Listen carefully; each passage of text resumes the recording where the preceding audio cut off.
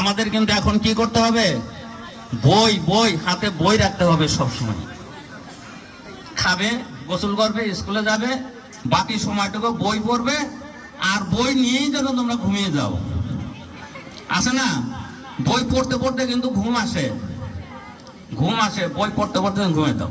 আমার অভিজ্ঞতা থেকে আমি বলতেছি, ছাত্ররা ক্লাস 10, 6, 7, 8, 9, 10 এর ছাত্ররা আমার স্কুলেও এখন মোবাইল নিয়ে নিয়ে কি ক্লাসে ঢোকে।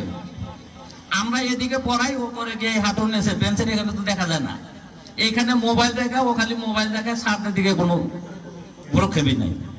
তাহলে ওই ছেলেটা কি হবে? আবার বাড়িতে পড়ে টেবিলের নিচে পায়ের উঠে মোবাইল রাখে, বই সামনে রাখছে, মা বাবা জানি দেখে যে আমার মেয়ে বা ছেলে পড়তেছে, অথচ সে কি করতেছে, মোবাইল দেখতেছে।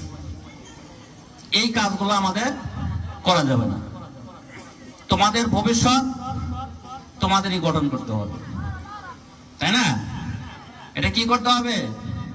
You must be very conscious about yourself. তোমাদেরই কিন্তু তোমাদের সম্পর্কে কি করতে হবে, সচেতন হবে, চিন্তা ভাবনা করতে হবে।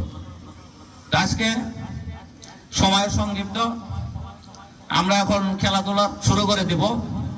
আসলে জানো যে লেখাপড়ার পাশাপাশি ভালো খেলোয়াড় হতে হবে, ভালো গায়ক হতে হবে, সবই কিন্তু আমাদের অর্জন। আমি ভালো লেখাপড়া করবো, এটাও আমার অর্জন, ভালো সার্টিফিকেট করবো, এটাও একটা অর্জন, ভালো গায়ক হবো, এটা একটা অর্জন, ভালো প্লেয়ার হবো, এটা একটা অর্জন। সব ডিমান্ড কিন্তু আমাদের আছে। এটা মাথায় রেখে আসলে মানসিক এবং শারীরিক গঠনের জন্য এই খেলাধুলাটা অত্যন্ত গুরুত্বপূর্ণ। ছাড়ারা যারা আছেন এখানে, ফিজিক্যাল ছাড়া আছেন, এই বিষয়টা আপনার মাথায় রাখবেন। আর স্কুলটাকে সমস্ত ভুল ত্রুটির ঊর্ধ্বে রেখে এখানে আমাদের প্রধান শিক্ষক সহ অভিজ্ঞ সহকারী শিক্ষক মন্ডলী যারা আছেন, এই স্কুলটাকে মানসম্মত একটা স্কুলে পরিণত করার জন্য যা যা করা দরকার আপনাদের অবশ্যই আপনারা এদিকে খেয়াল রাখবেন। আজকে এই অনুষ্ঠানে উপস্থিত হওয়ার জন্য সবাইকে ধন্যবাদ জানিয়ে আজকে এই ক্রীড়া প্রতিযোগিতা আমি শুভ উদ্বোধন ঘোষণা করছি এবং সেই সঙ্গে সবাইকে ধন্যবাদ জানিয়ে আমি আমার বক্তব্য শেষ করছি। আল্লাহ হাফেজ।